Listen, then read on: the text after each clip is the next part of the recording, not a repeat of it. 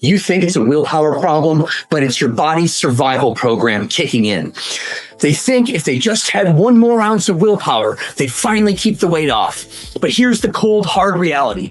Your body isn't failing you. It's actually doing the job too well. Every time you lose 10 pounds, only to gain 15 back, you aren't witnessing a lack of discipline. You're witnessing a sophisticated survival mechanism that's been refined over millions of years. You aren't lazy, and your system isn't broken. You're just fighting a war against your own biology, using a weapon that's designed to explode in your hand. Today, we're quitting the blame game, and we're looking at the actual systems that govern your weight. I see it every day in the gym. People come in with fire in their eyes, ready to crush the 30-day challenge. They slash calories, they cut out entire food groups, and they spend hours on the treadmill. And for 3 weeks, they look like heroes. And then life happens. A stressful deadline at work, a family dinner, a party, a holiday, or just a Tuesday where the hunger becomes a physical scream. They have one piece of cake and the floodgates open. Within a month, they've regained everything, plus a little interest payment of 5 extra pounds. They walk back into my office feeling like a shell of themselves, convinced that they just aren't built for fitness. If this sounds like your last 5 years, then you need to listen closely. The plan didn't fail because you were weak. The plan failed because it was an attack on your body's safety net.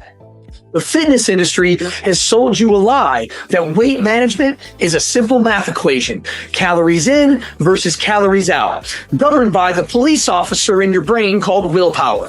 But research tells a different story. When you aggressively restrict calories, your body doesn't see a Beachbody goal, it sees a famine. In response, your thyroid slows down to preserve energy, and your hunger hormone goes into overdrive. You're fighting a chemical urge. Your body's wired to survive. Expecting your willpower to beat it is like expecting a paper umbrella to stop a hurricane. Expecting willpower to beat a survival hormone is like the more you white knuckle it, the harder they rebound.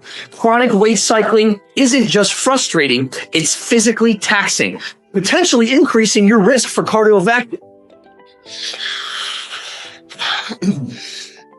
Chronic weight cycling isn't just frustrating, it's physically taxing, potentially increasing your risk for cardiovascular issues and permanently altering how your body processes fuel.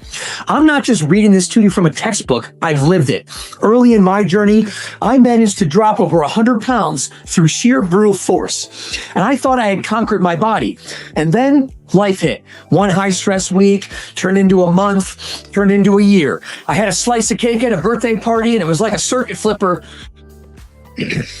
I had one slice of cake at a birthday party and it was like a circuit breaker flipped in my brain. My body, which had been starved for months, demanded calories every time I saw them. I regained the weight faster than I lost it, and I felt like a fraud.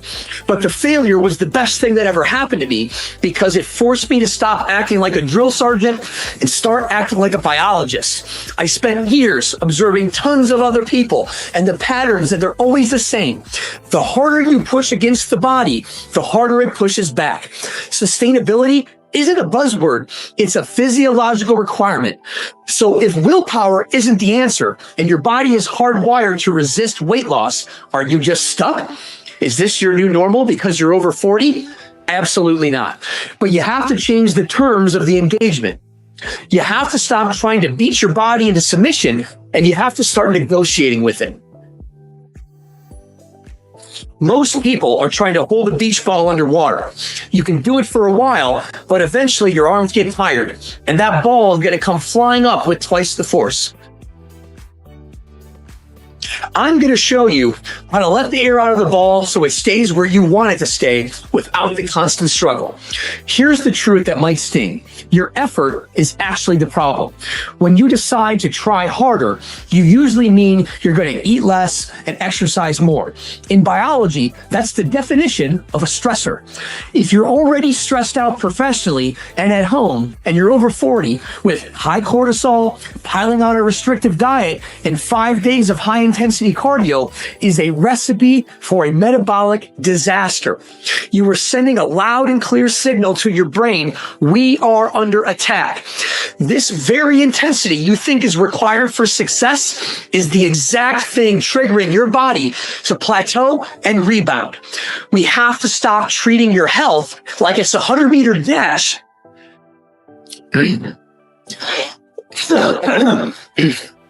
We have to stop treating your health like it's a 100-meter dash and start treating it like the ecosystem it actually is.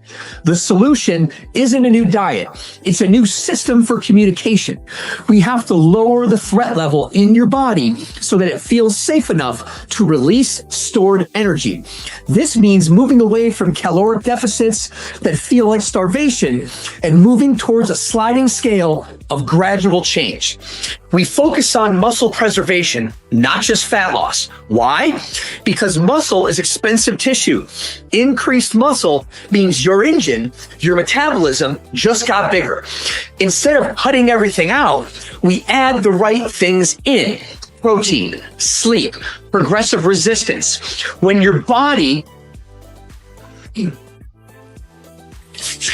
you provide the body with the building blocks it needs, the famine alarm stops ringing. The goal is to reach a state where your weight loss is a side effect of a healthy system, not a result of a daily battle against your hunger and your willpower. If you want to end the yo-yo cycle today, you need to implement 3 specific shifts. First, the 10% rule. Never cut your calories by more than 10 to 15% of your maintenance. It's slow, but it stays below the radar of your survival hormones. Second, prioritize protein and strength building. You need to eat 1 gram of protein per pound of body weight and lift heavy at least 3 times a week, preferably 4. This protects your muscles and it keeps your metabolism from tanking. Third, the stress audit. If you're sleeping 5 hours a night and working 60 hours a week, your body will not lose fat sustainably. You have to address recovery as seriously as you address your workouts. These aren't tips. They're the fundamental requirements for a body that feels safe enough to change. And I can tell you firsthand, they work. I've done it, not once, but twice. Stop looking for the shortcut and start building the foundation. You've been stuck in this loop because you were told the wrong story. You were told that you were the problem, but now you know the strategy was the problem. You have a choice to make right now. You can go look for the next 30-day shred that will inevitably lead to another rebound, or you can commit to a slower, smarter path that actually respects your biology. This isn't about being perfect. It's about being consistent. It's about quitting the war and starting the recovery. This is a long-term system for winning. This is a